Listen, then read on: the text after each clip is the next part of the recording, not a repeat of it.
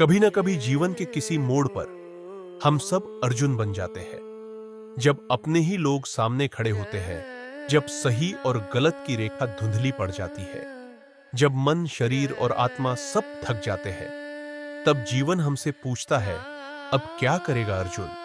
और यही सवाल गीता का पहला अध्याय पूछता है, अर्जुन विषाद योग। आइए समझते हैं इस अध्याय को, जो पूरे जीवन की कहानी कहता है। कुरुक्षेत्र सिर्फ एक युद्ध भूमि नहीं थी, यह मनुष्य के भीतर चलने वाला अंतर्युद्ध था, जहां हर इंसान का धर्म और मोह आमने सामने खड़े होते हैं। धृतराष्ट्र पूछते हैं, धर्म क्षेत्र कुरुक्षेत्र संवेता युयुत्सव। हे संजय, धर्मभूमि कुरुक्षेत्र में मेरे और पांडवों के क्या हुए? धृतराष्ट्र अंधे थे, लेकिन क्या सिर्फ आंखों से?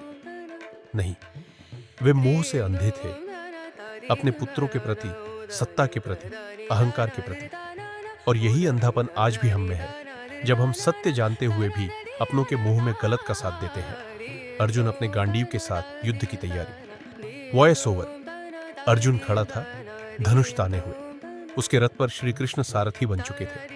शंखनाद हुआ, पांचजन्यम ऋषिकेशो, और समूची पृथ्वी कांप उठी।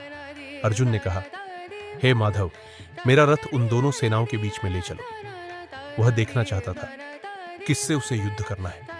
लेकिन जैसे ही अर्जुन ने अपने प्रियजन गुरु द्रोण, भीष्म पितामह और अपने बंधु देखे, उसके हाथ कांप गए, गांडीव हाथ से छूट गया और उसने कहा, न कांक्षे विजयम कृष्ण न च राज्यम सुखानीच। हे कृष्ण, न मुझे राज्य चाहिए, न सुख चाहिए, न विजय चाहिए। यह वह क्षण था जब महान योद्धा अर्जुन एक टूटे हुए इंसान में बदल गया। अर्जुन कहता है, मेरे अंग शिथिल हो रहे हैं, मुख सूख रहा है, शरीर कांप रहा है। यानी वह घबरा गया था। लेकिन यह डर मृत्यु का नहीं था, यह डर कर्तव्य और करुणा के टकराव का था। आज का इंसान भी यही लड़ाई लड़ रहा है। एक तरफ रिश्ते हैं, दूसरी तरफ धर्म। एक तरफ सुविधा है, दूसरी तरफ सत्य। गीता का पहला अध्याय हमें यही दिखाता है कि जीवन की सबसे बड़ी लड़ाई बाहर नहीं, भीतर होती है। आज भी हर व्यक्ति अर्जुन है, जो सही जानता है लेकिन कर नहीं पाता, जो सफलता चाहता है लेकिन शांति खो देता है, जो मोह से बंधा है लेकिन मुक्ति चाहता है। हम सब अपने अपने कुरुक्षेत्र में खड़े हैं। कोई करियर का युद्ध लड़ रहा है, कोई रिश्तों का, कोई अपने ही विचारों से। पहला अध्याय हमें बताता है, तुम्हारा विषाद ही तुम्हारी गीता की शुरुआत है। जब तक तुम गिरोगे नहीं, तब तक ज्ञान नहीं उठेगा।